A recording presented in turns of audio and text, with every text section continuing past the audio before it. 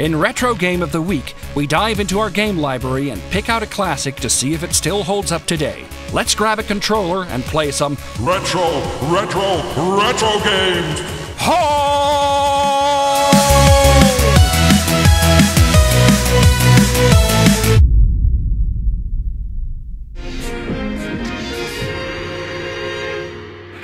This week we're playing Tenchu Stealth Assassins on the original PlayStation.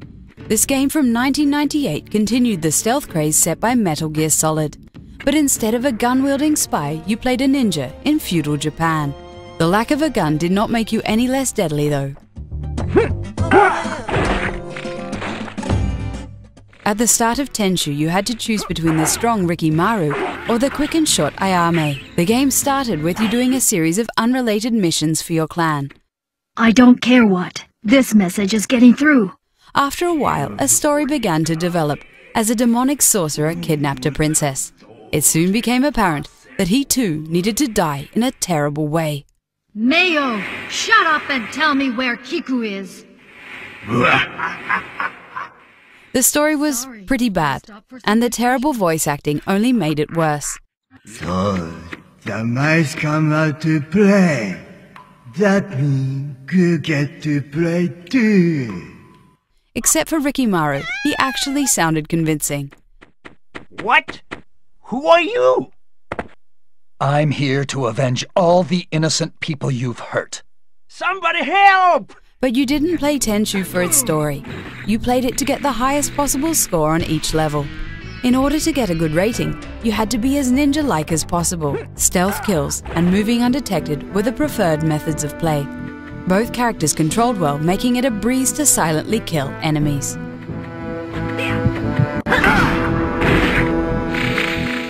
You had all sorts of ninja gear at your disposal, like throwing stars and bombs.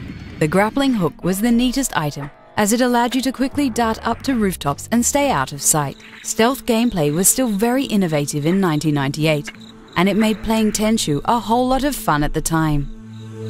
I thank you.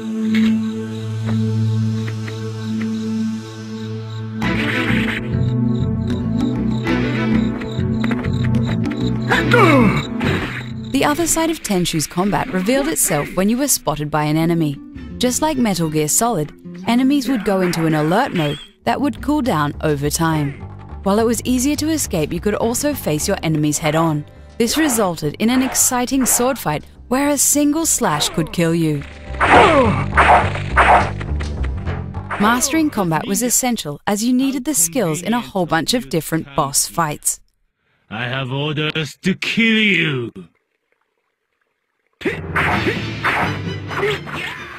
Tenchu's unique style was a big part of what made this game cool. The jazzy Japanese soundtrack worked really well.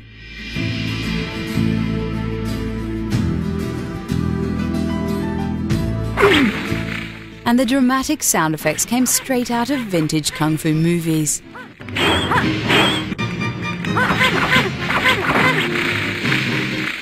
I have failed.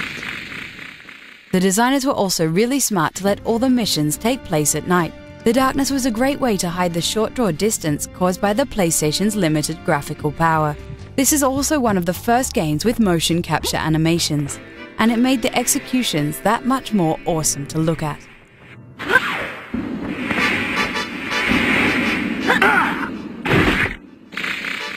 Overall, Tenchu was an incredibly impressive title. Many games about ninjas approached it the wrong way. Ninjas aren't action heroes, but assassins that silently kill in the dark. If you're looking for a game that demands you to be stealthy, be sure to check out Tenchu. If you stick by the ninja code, there's nothing quite like it.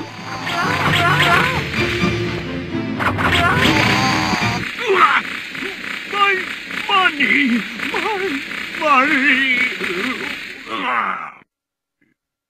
You won't need it where you're going.